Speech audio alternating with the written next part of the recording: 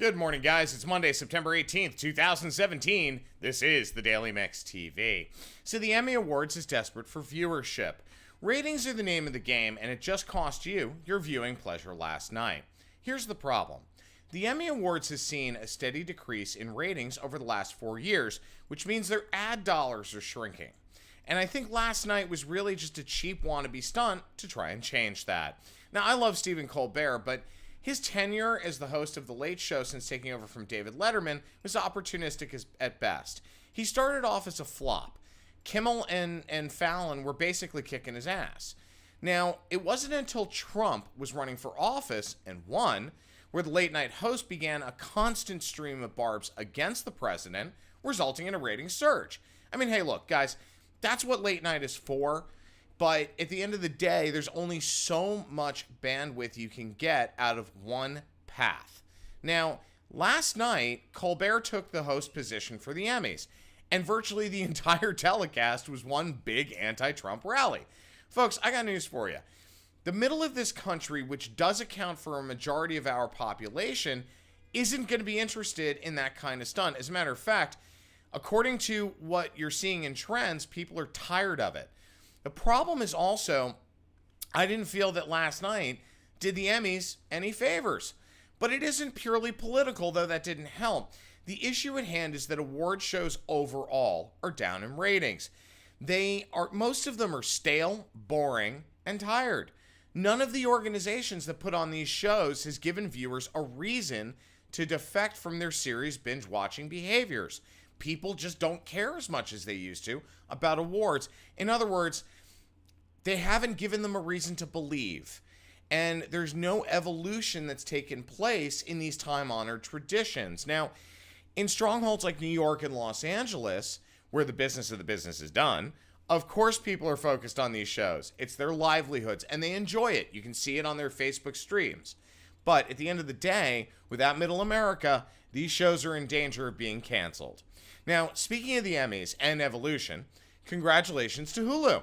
They were the first streaming service to win an Emmy for Handmaid's Tale, which won for Best Drama. This is important right now because if you look at how entertainment and viewing habits are changing alongside the evolving landscape of studios and services that consumers flock to, things are getting very interesting.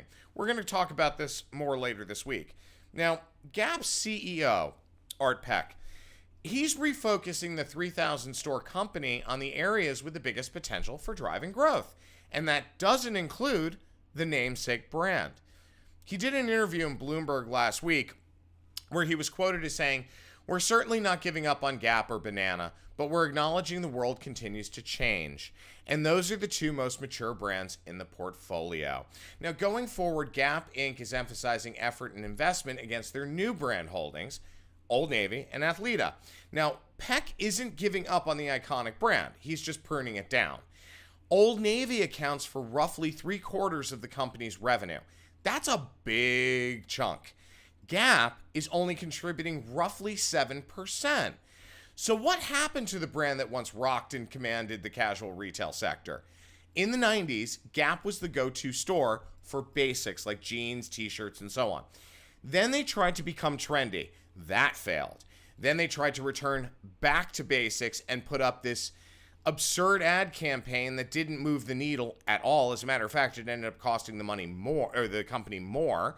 Now it's become the laughingstock of retail with massive losses, inability to navigate changes in consumer behaviors, and a revolving door of marketers and executives that want to put their footprint on the company.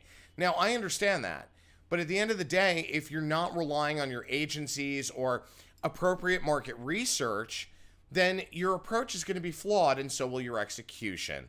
Now, it's sad to watch a brand like Gap be treated this way, given how much potential it has for a comeback, especially in what we're seeing in terms of consumer confidence, and we're going to talk about that in a second. Now, I am happy that Art Peck is taking the brand seriously and trying to clean it up. I just pray it's not too late. I do have one piece of advice, though. Remember why Gap became the brand it did in its heyday. Don't forsake that. Embrace it.